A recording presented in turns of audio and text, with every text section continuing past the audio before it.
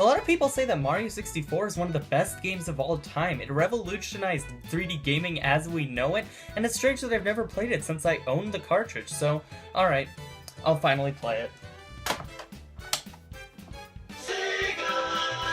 Yes, the video game cartridge, the vessel carrying the next 4 hours of your life unless you own a PlayStation or Xbox. These plastic containers were essential to video games for the longest time, starting all the way back in 1972 when Magnavox was creating the first console. Somebody working on it realized, wait, it didn't come with the games baked in? So they had to make another plastic tech square to put the game inside, and that's how we got here. Saying cartridge designs don't matter doesn't make a lot of sense. There's a lot of time and effort put into making these look like they're a part of the brand. And like, imagine if every Mario 64 copy looked like this. This is how my copy looks. Yes, I'm ashamed of it. Yes, I have nightmares about it. The Odyssey carts are nothing to write home about. Just a rounded rectangle with a number and the strips hanging out. Things didn't start getting crazy until the Atari 2600, if your definition of crazy is extremely mundane. The cartridges were actually quite varied. Most Atari published games used the same format that they would use on the boxes at the same time, and were pretty much just cereal box shaped. But then, things changed with the NES. Nintendo decided to innovate in the video game industry by actually caring about the cartridges. First off, this column of grooves adds a ton of style and is great functionally as well. This little gap at the end of the cartridge was placed at the end so that you could remove the cartridge from the system. As for the art, it's just the box art. No flair, no nothing. It was pretty much just the same thing with the Game Boy cartridges, minus the grooves. However, with the Super Nintendo, they changed that, with the art being surrounded by this design resembling the box. Weirdly enough, the shape of the cartridge resembles the Odyssey, with the rounded rectangle. Except for the Super Game Boy attachments, they sort of looked like the Japanese cartridges with a slot for the Game Boy cartridges. That's the thing! The design of the cartridges can be different depending on what region you're in. The NES's Japanese equivalent, the Famicom, went the Atari route by making them a brick. As for the Super Famicom cards, they just smoothed every possible area of the American cartridges, but after that, the cartridges became uniform between regions. The Nintendo 64's cartridges continued the trend of making smooth round cards, with an extremely rounded top.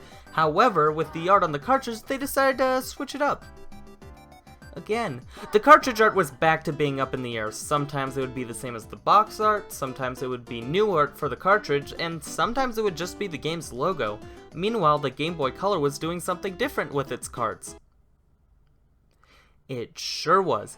But then, it happened.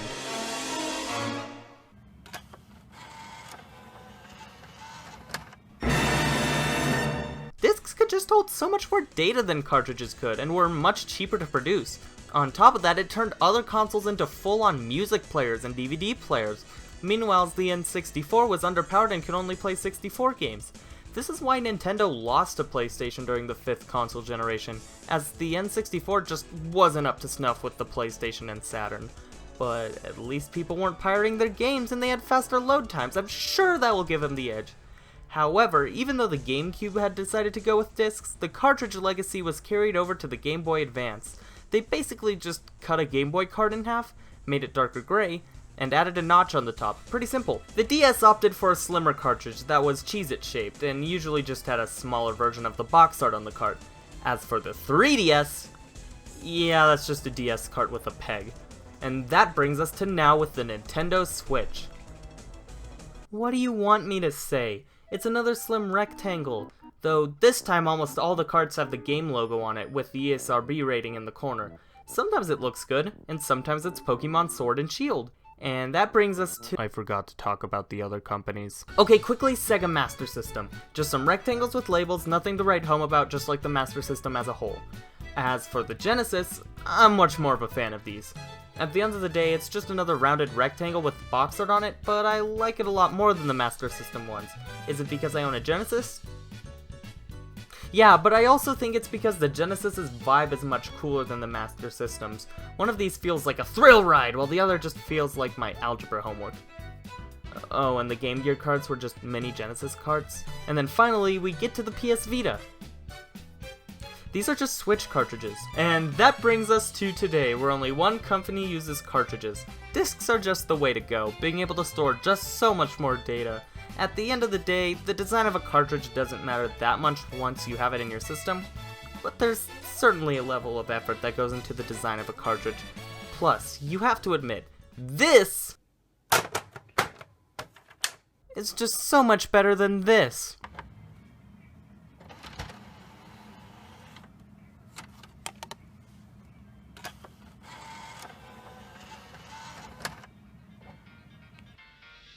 Thrilling.